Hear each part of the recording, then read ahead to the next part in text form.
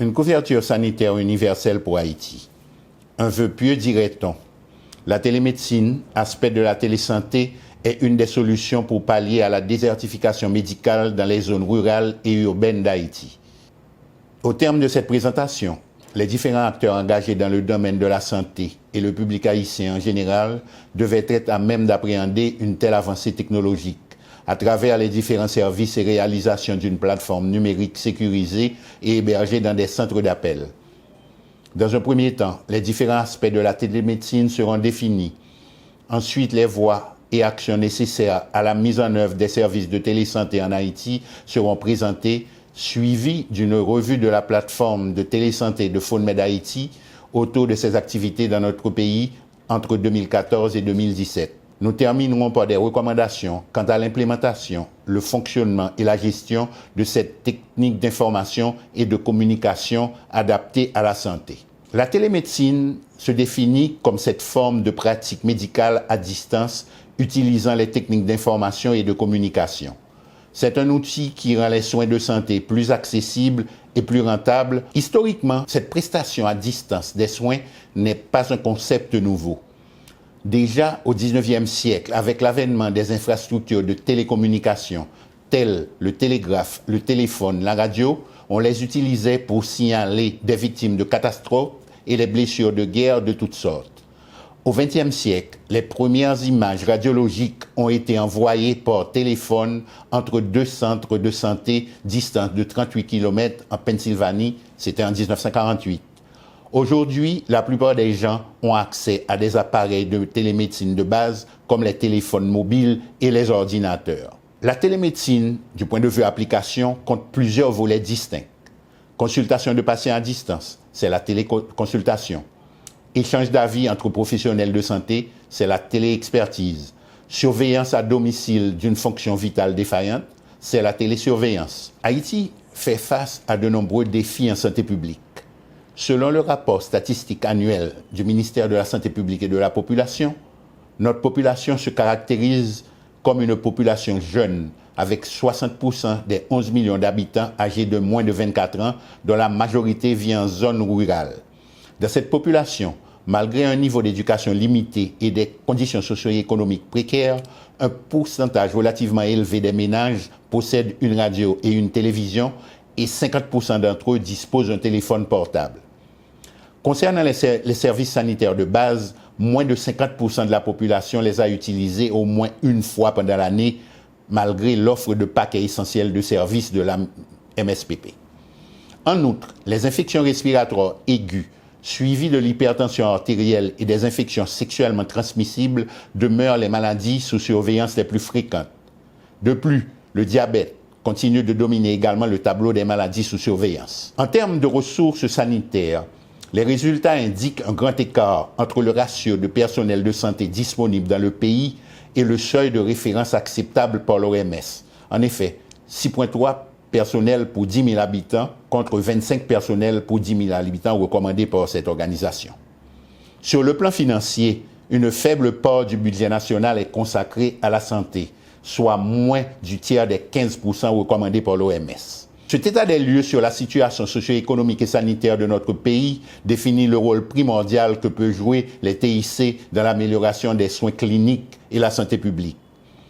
En plus de faciliter l'enseignement médical, l'administration et la recherche, une utilisation appropriée des technologies d'information et de communication peut améliorer la qualité de la prestation des services de santé, tout en améliorant la pénurie nationale de professionnels de la santé grâce à la collaboration et à la formation. Cependant, de nombreuses questions demeurent quant à la valeur réelle pour les personnes vivant dans un pays aux ressources limitées comme Haïti. Il existe encore des problèmes majeurs d'inégalité d'accès aux soins de santé dans notre pays auxquels la télémédecine offre une solution potentielle.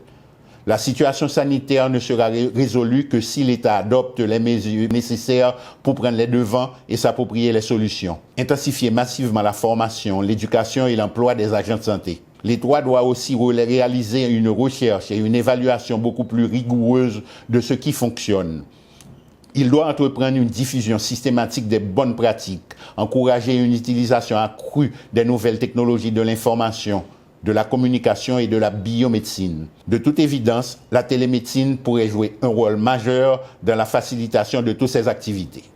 Toute discussion sur la télémédecine dans n'importe quel pays en développement soulève des questions difficiles sur l'utilisation des ressources, la durabilité et l'équité dans l'accès aux soins de santé.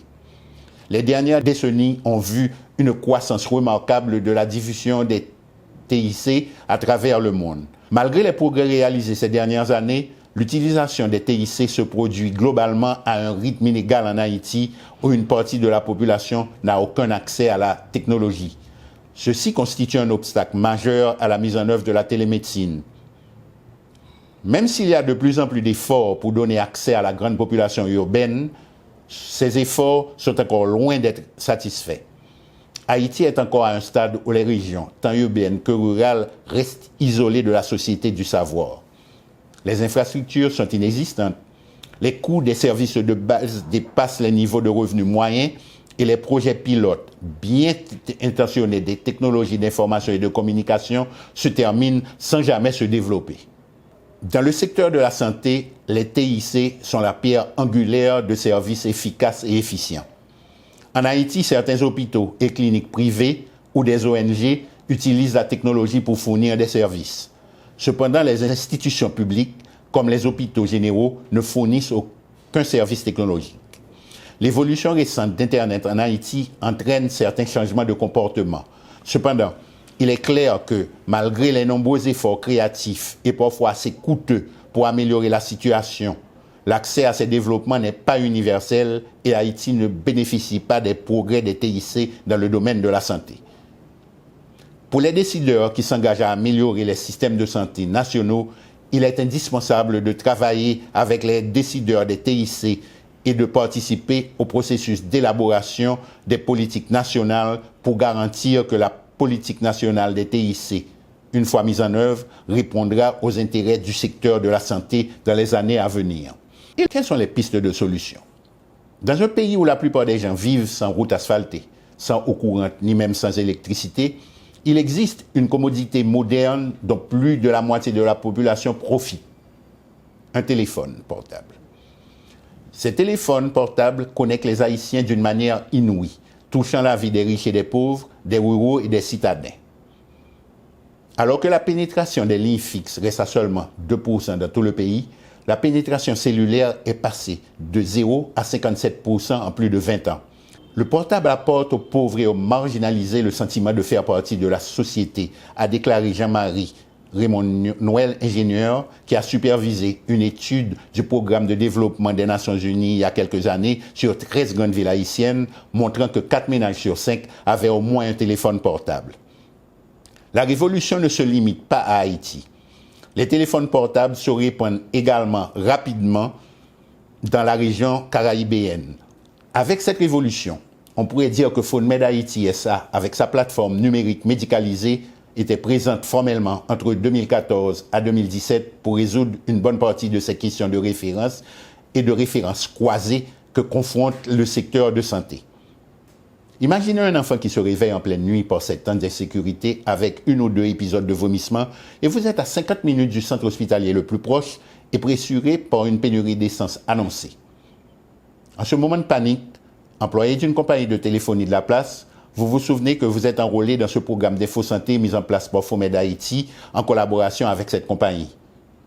Un simple appel à partir de votre portable en composant le numéro à 4 chiffres et à l'autre bout du fil, une infirmière rodée à la technique du triage prend votre enfant en charge suivant les protocoles pédiatriques. FoneMed Haïti est une société haïtienne résultant de consortium incluant FoneMed USA comme actionnaire et fonctionne sous la direction de votre serviteur et de ses associés. FoneMed Haïti, avec une riche expérience internationale, met à la disposition des fournisseurs de soins de santé du pays sa plateforme numérique médicale qu'il modélise en fonction des besoins. Cette institution internationale créée en 1996 par l'association de plusieurs médecins et hommes d'affaires dotés d'une expérience de plusieurs années dans la télésanté est légalement reconnue par l'agence d'accréditation américaine depuis les années 2000 et fonctionne dans plusieurs pays, dont les États-Unis, le Canada, l'Amérique latine, et compte plus de 10 millions d'abonnés à travers le monde. Cette compagnie dont la télémédecine est son cœur de métier, a développé avec le support du gouvernement canadien un système informatique de santé performant pour améliorer et optimiser les coûts et services du cycle de santé à chaque patient à partir de centres d'appel fonctionnant 24 heures sur 24 et 7 jours sur 7. Cette plateforme propose entre autres des conseils, des informations, des orientations médicales, une surveillance biométrique à distance, une gestion des maladies chroniques et épidémiques, des soins de transition, des soins aux accidentés du travail et aux expositions professionnelles à travers un fichier électronique en temps réel du patient, des protocoles de triage actualisés et aussi un réseau de professionnels médicaux. Grâce au téléphone de plus en plus disponible dans les endroits les plus éloignés et grâce à leur remarquable fiabilité, leur coût abordable et une interactivité supérieure par rapport au support d'information, cette plateforme est accessible aux populations cibles. Les personnes ayant un faible taux d'alphabétisation, les personnes dépendant de programmes de santé publique, les parents de jeunes enfants, les personnes âgées sont bien desservies par ces programmes téléphoniques. Une étude récente a montré que pour chaque dollar investi dans un programme de gestion de santé par téléphone, 4,75 $ ont été économisés grâce à une meilleure utilisation des ressources. Ceci a motivé l'équipe de PhoneMed à proposer ses services pour une assistance à la mise en place et à l'exploitation de centres d'appel médicaux formatés selon leurs besoins, en introduisant des protocoles de triage médicaux reconnus en français et en créole pour un meilleur service de proximité. Des agences gouvernementales, des hôpitaux, des cliniques, des compagnies d'assurance et des organismes de soins de santé, ainsi que des entreprises privées et des particuliers ont été approchés. Entre 2014 et 2017, la Digicel, l'ONA et l'OFATMA ont répondu en signant un contrat de télétriage pour leurs abonnés. Les clients avaient droit, à partir de leur programme, soit InfoSanté Digicel, Santé ONA ou OFATMA, à un service de télétriage caractérisé par une réponse immédiate, un avis médical 24 heures sur 24, une orientation vers un centre de santé approprié et une transmission immédiate du rapport. Nous présentons l'InfoSanté.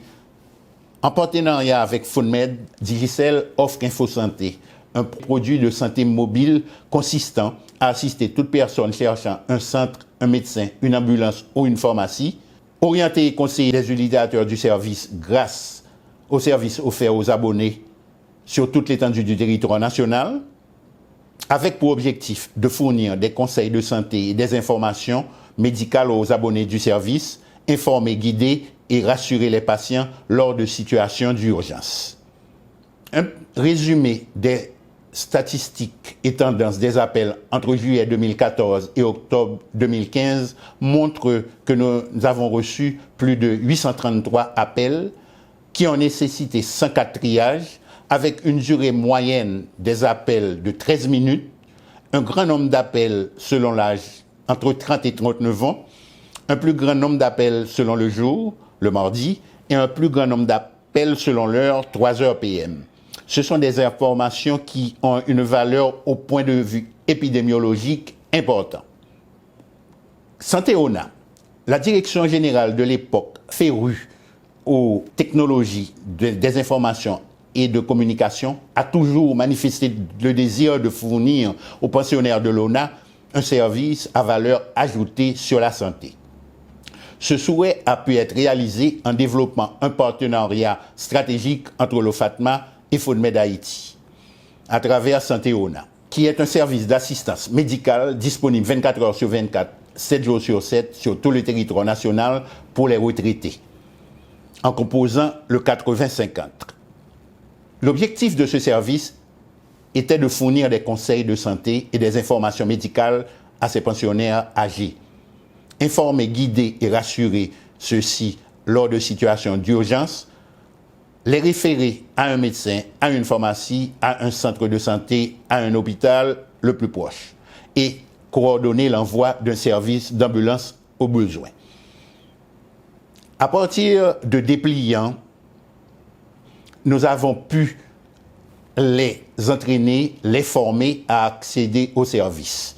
Une distribution des appels selon le mois nous a montré que c'est un service, la population des pensionnaires de l'ONA a su vraiment utiliser à bon escient. Pour le FATMA, c'était un support téléphonique et un suivi aux accidents du travail pour les employés des entreprises assurées. Donc, service comparable à celui de l'ONA. Pour terminer, nous allons montrer le rôle pivot des institutions gouvernementales.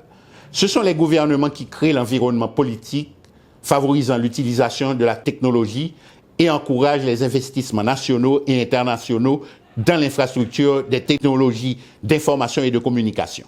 L'action gouvernementale est également importante pour étendre les avantages de la technologie à tous les groupes sociaux, quand les gouvernements ont le pouvoir et le mandat d'équilibrer les besoins de leurs citoyens pour une croissance économique à long terme et la prospérité sociale. En fin de compte, comment et à quoi les utilisateurs ont accès dépend de conditions juridiques, économiques, politiques et sociales spécifiques. Il est important que tous les citoyens aient finalement accès à la santé. En conclusion, nous dirons qu'à la lumière de toutes ces informations, nous devons admettre que la télémédecine représente un plus dans l'arsenal de prise en charge des problèmes de santé publique en Haïti. La télémédecine peut servir de lien avec d'autres projets déjà en place dans notre système de santé et contribue à les renforcer et à les compléter en quelque sorte.